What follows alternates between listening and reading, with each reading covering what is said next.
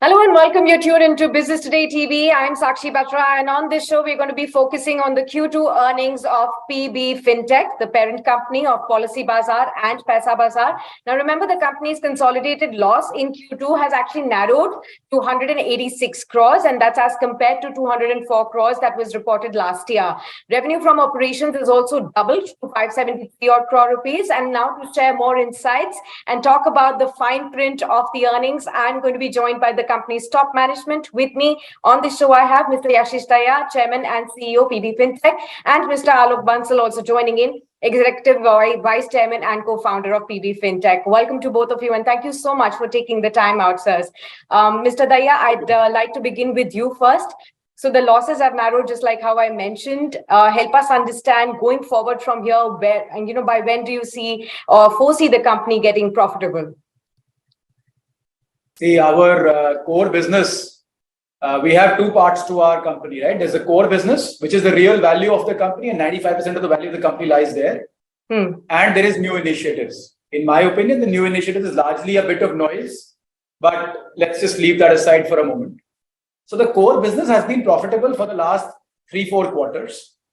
And its profitability from last year, the same quarter, has increased by about 60 crores. So three things have happened. Revenue has gone up by about 300 crores, contribution up by about 200 crores, and profit up by roughly 100 crores, if you look at the first half of the year on the core business. Then comes the new initiatives. The new initiatives have grown to a particular scale. Now their losses are coming down. They were at 95 crores in the fourth quarter of last year. They are at about 61 crores now. And they will be about 30 crores in another 2 quarters. So what you are seeing is losses narrowing in the new initiatives and profits growing in the core business. Right. So in addition to that, yeah. So by what will really help the company really break even on the bottom line and to sustain profits on the bottom line then? See, it's a very simple thing. This year, we are facing ESOP charges of 700 crore rupees. Now, these charges are an accounting charge for the ESOPs we will be giving out over 5 years. If you think about it, in the 5th year, the same charge is 30 crore rupees. While the ESOPs are the same, exactly same ESOP is being given now as is being given 5 years from now. Okay. But the charge is such that the charge comes up in front. So we are going to see 700 crores allocated to this year and 30 crores allocated to the 5th year. So that alone is a delta of 670 crores, if you think about it. Correct. And so today we are being judged in the background of that charge. So when you say we have incurred that loss is against that particular charge, which we did not have last year. Please imagine, before IPO, we did not have these charges. Sure. So clearly those charges are what we are facing while the profitability is otherwise coming up. But even with those charges, next year we should be profitable. Okay, understood that. Mr. Bansal, could you also expound upon how, your revenues have doubled, like I also pointed out. So where is the growth really coming from? Which are the segments that are contributing maximum to this growth? So, Sakshi, typically we have been growing at about 2 to 5x of the industry growth rates. So if you look at our core business revenue, that's grown by about 55% in last quarter versus the same quarter last year. Initiatives obviously started from a very small base, so they have grown faster. But overall, if you look at the total revenue growth, as you mentioned earlier, it's more than 100%. If you look at the specifics within the core business, typically we are seeing that the life and health business is doing much better compared to the auto business. Okay. And the share of the life and health business has gone up a little bit. I mean, it's not a very big change, but it's gone a little bit up compared to what it was the same quarter last year. Sure. Okay, but are you also looking at foraying into any new segments to push growth further on the top line? So our new initiatives anyways take care of that part. See, if you look at the total industry, Sakshi, there are customers who come to us, but there is a chunk of customers who go to some agent. And those customers miss out on Policybazzar experience. So what we started doing last year with PSC business was that we started to enable those agents to get some part of the Policybazzar experience to the customers in terms of the product choice, in terms of the service levels. And, practically that becomes a segment which we could not have touched earlier if we had not started the business. Similarly, when you look at the corporate business, because as a platform, we are a retail platform where customers come to us, or maybe some SME customers come to us. But for the corporate business, we could not service a lot of the customers. And again, that was started about a little over a year back. And that's another segment that we are able to cater today. So I think if I think about all the relevant segments, today we cover everything, which maybe 18 months back, we would just be covering retail customers who are coming to us. Right, understood. So, Mr. Dahiya, if you could expound upon that itself, when you're talking about the offline business, what is the percentage of sales that is coming through that? Are you looking at expanding that going forward from here too? See, if you think about it, 2019 to 2023 is roughly 4 years. In this 4 years, our revenue has increased 5.3 times, right? And 85% of 90% of the revenue is coming from the online business alone. We do have new initiatives which are getting some revenue. They are there.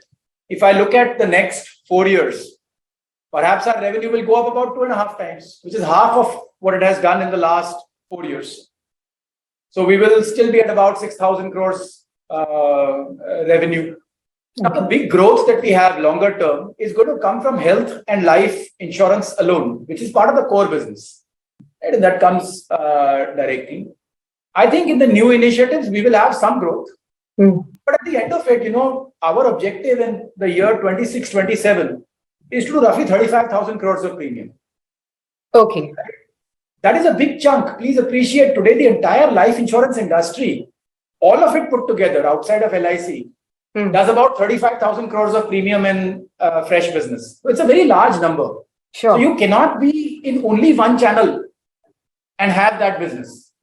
You will have to be an omni-channel player like everybody else and have that business. Okay. And Sakshi, just to add to that, sure. If you look at the hybrid approach that we started last year, then that is a very, very big initiative in that sense, because see, a lot of customers who come to us, we need that hand-holding to select the right product and make the right decision by understanding the nuances of the product. Sometimes they would also want to understand if we are physically available in their city and if we can talk to them in their local language. Yes. Now, having a physical presence, see, they have to come to us first. They are coming to the website. They are talking to the call center guys. But after that, if they want to have a physical face-to-face meeting, we have enabled that in few cities now, where the employee of Policybazzar actually goes to the house or the office of that customer and sits with them and take them through the journey. And, it sort of provides more trust to the customer. It also helps them make a better decision, maybe because they are talking to the customer in the local language. And we are already seeing a delta of about 38-40% coming because of this hybrid approach. Now, this is part of the core business itself, and the cost is being taken care within the core business. And the contribution number that we mentioned, the 45% contribution number, incidentally, which has moved from 35% last year, is already taking care of this cost. Similarly, we are doing a lot of effort on the claim side, which is again part of the core business. We have got more than 300 people today in office who actually help customer navigate the claim process. To be honest, at the time of claim, customer is in distress and they don't really understand how to go to that. It's almost like a black box to them. And that is another cost, a big cost of 300 people team, which is getting absorbed within the core business. So, just wanted to clarify, a lot of the effort that we want to do on the core business, the cost will always be taken within the core business, and that will definitely aid the efficiency. It will help us go fast in terms of growth. Initiative is totally separate. When we talk of corporate or POSP, that has nothing to do with core business. Okay, understood that. I will just come to that point one more time to you to expound upon, how are you using the cash on your books as well. But Mr. Dahiya, to you, just to talk about the insurance premium, that has also seen a surge of 79% on a year-on-year. But the insurance premium per inquiry, that's where we've seen a slight decline. Could you share with us why is that, and what is the outlook that you see on the premiums? The insurance premium per inquiry has gone up. We used to be about 1,100 rupees last year. Now we are about 1,505 rupees. So that's gone up. not gone down. So yes, we have got that 77% increase in premium, but a lot of that is driven by higher premium per inquiry, not higher inquiries alone. Okay, but sequentially, has there been any decline over there? No, it has gone up from last year. That is what we explained. Sequentially also, it has gone up. It is the highest it has ever been. Yeah. We are at 1,505 rupees per inquiry. So every inquiry who comes into Policybazzar delivers a premium of 1,505 rupees for Policybazzar. That is by far and away the highest premium per inquiry anywhere in the country today. So we have the most efficient, conversion engine that exists in the country today. Okay, and going forward, are we going to see it consistently at this point, or are we going to see an increase going forward? I hope we see an increase. Our effort is to see an increase in this. Let us see. I hope we can start to hit 2,000 rupees premium per inquiry in a few years. Yeah. And that would be quite interesting because that is a very high conversion rate and a very high premium. So it is quite an interesting situation. Okay, just like how I was asking Mr. Bansal also, I want both of you to please throw some light on it. Help us understand how much cash do you have on the books right now? What are the plans on using it? Are there any further fundraise plans that we can see going forward? Alok, you want to answer that? So, see, our cash plus receivables is about 5,000 crores today, and I think that will continue to improve from here onwards. There is no immediate plan where we can see any specific cash burn. In fact, because we have interest income on this amount, it just gets added to the positive EBITDA that we'll be getting towards. So if you look at our money raising plan, there is no reason for us to even think about that. In fact, we are contemplating of what exactly is the best use case for this cash. Is it, we don't really acquire companies. I mean, we are by nature more of build people, not really acquire people. So at some point we'll figure out what is the best use of this cash. But right now it gives us a huge strength on the balance sheet. It gives us a huge amount of confidence that we have got this cash on the balance sheet. But to be honest, no immediate use. I want to just clarify one thing, because for a retail person, it's very important. See, retail investors are only about 0.5% of our shareholder base. But I think they deserve to know what's actually happening, right? Sure. So I think next year when we say we will break even, that is with the 320 crores of ESOP charges, which are a non-cash item. So from a cash perspective, the company would have added 320 crores to the balance that we have, if you know what I mean. And what I'm trying to say is, if we do not use this cash in any way, by March 2027, according to our plans, we should have about 7,000 crores of cash on our balance sheet. Yeah. Okay. Up from 5,000. So of course, eventually you can't. I have always said, the objective of a human being is, yes, we need blood to survive, but you don't need to become a blood bank. So eventually the objective will be to give back this cash to the shareholders one way or the other. Now, of course, we don't know how, because we are first time a public company. We are learning these things. So we've asked our, Mandeep, who runs our finance, he's the group CFO, to come up with how do we use this but we are not going to acquire companies. That is not who we are. Okay. So, Mr. Dahiya, we're seeing the analyst community getting a little worried about that 1 year lock-in period because, it's been almost 1 year. You'll be completing 1 year after listing on November 18 as well. So, they're getting very worried about that there will be some nervous exits. There will be of early investors, some more sell-off, more supply of shares coming in. Is that something that concerns you? Have you heard from any of them wanting to exit? Today is November 8th. That happens on November 10. 11th. That's 11th, November 11th. I just want it behind us. Whatever happens, let it get over. So let's see when we wake up on November 12th or whenever the stock market opens about that, what the situation is. But I think there was a very interesting thing that happened in this earnings call. There were not many questions about our earnings. Okay. They were increasingly asking questions about cash utilization. So I think we are going to answer a few questions as time goes. And I think as those questions get buried, people will start focusing on the real issue. So I think it's a pretty interesting phase we are in. As I said, look, 3 days, it will be over.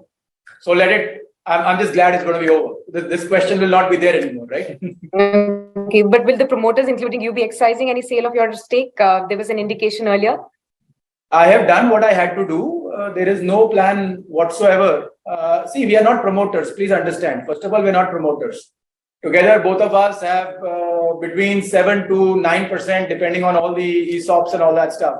A promoter is defined as having minimum 20% of the company. Okay. So we are, yes, we started this company. We are employees in the company and we run this company. But all I'm trying to say is that I think it'll be pretty stupid for somebody to be selling right now. But yes, that does happen, and that's perfectly fine. We don't control who sells, who buys. That's their choice.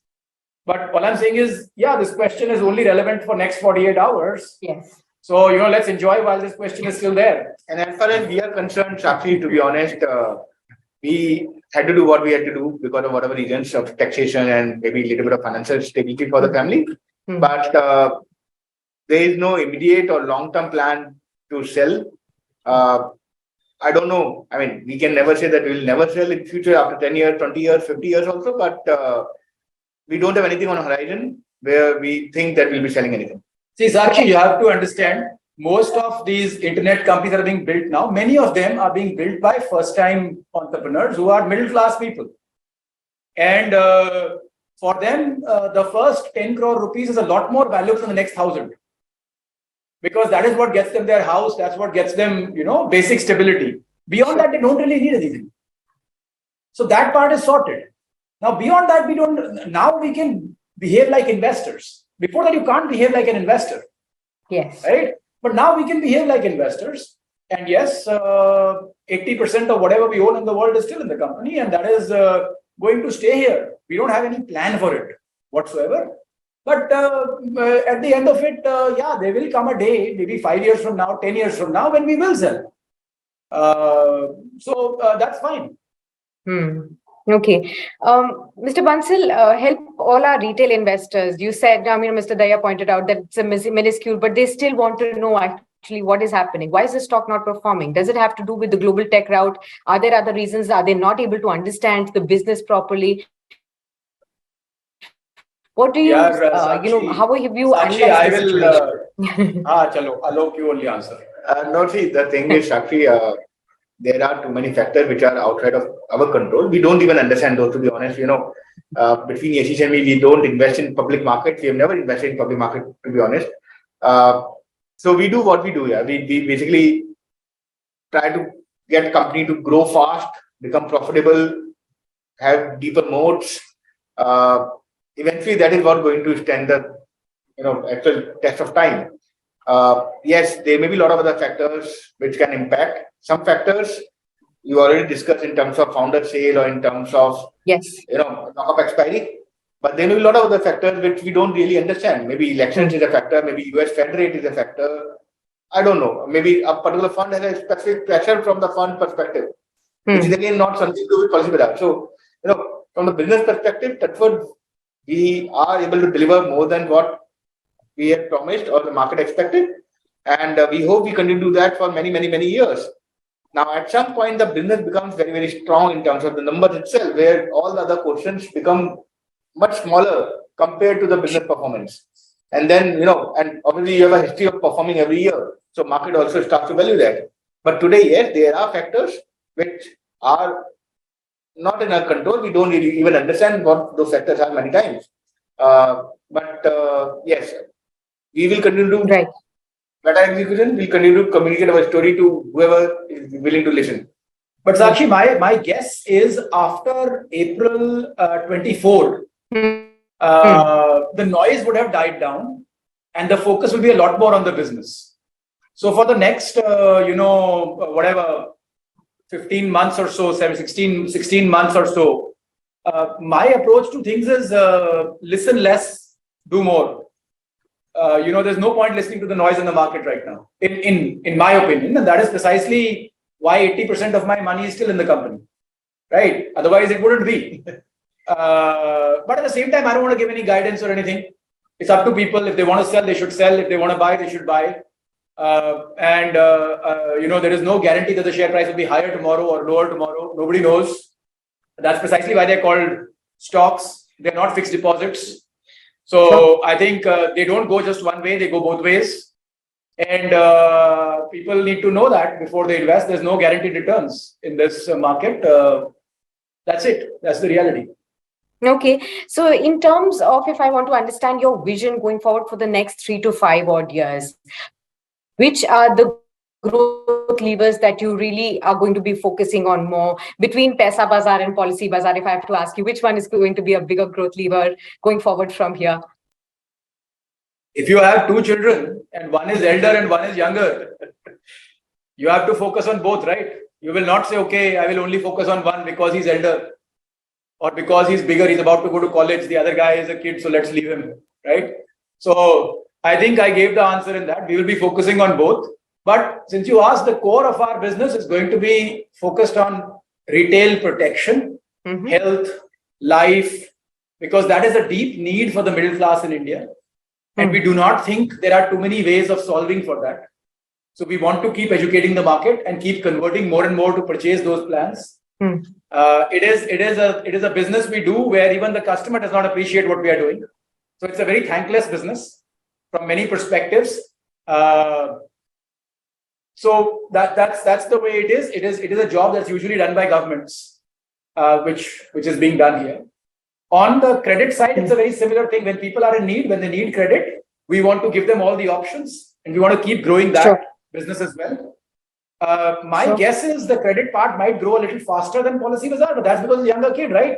The 4-year-old grows a little more than the 17-year-old. But yes, both of them have not started doing their job yet, or they've just started. So Policybazzar is probably just starting to, be employed and start to deliver profits. Last 4-5 quarters has done that. Policybazzar is going to get there. So it's still in college. And the new initiatives are still in nursery. So it's okay. You don't earn from your children till they at least start working. Till then there's costs. Absolutely.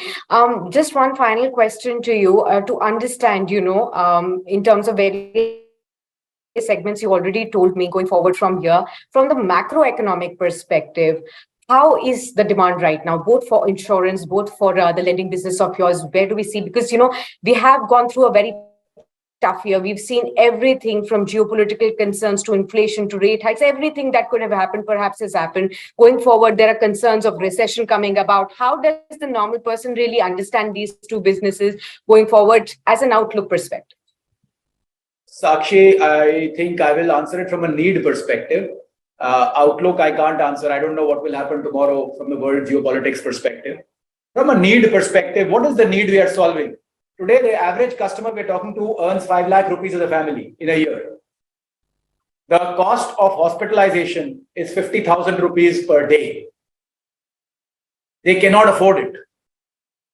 They have no option but to have health insurance. Okay. The cost of going to a Fortis, a Medanta or anybody is upwards of 30 to 50,000 rupees per day. Today, when a person dies who's earning 5 lakh rupees, the expenditures they have, because they don't own their house, their children are still in college. The average person is 35 years old. He's got 1 or 2 children who are going to school. They cannot afford not to have life insurance. Okay. They are not aware of it. Our job is to, in my MBA, they used to teach us latent need. The customer himself does not know he has the need. The customer abuses you when you try to sell to him.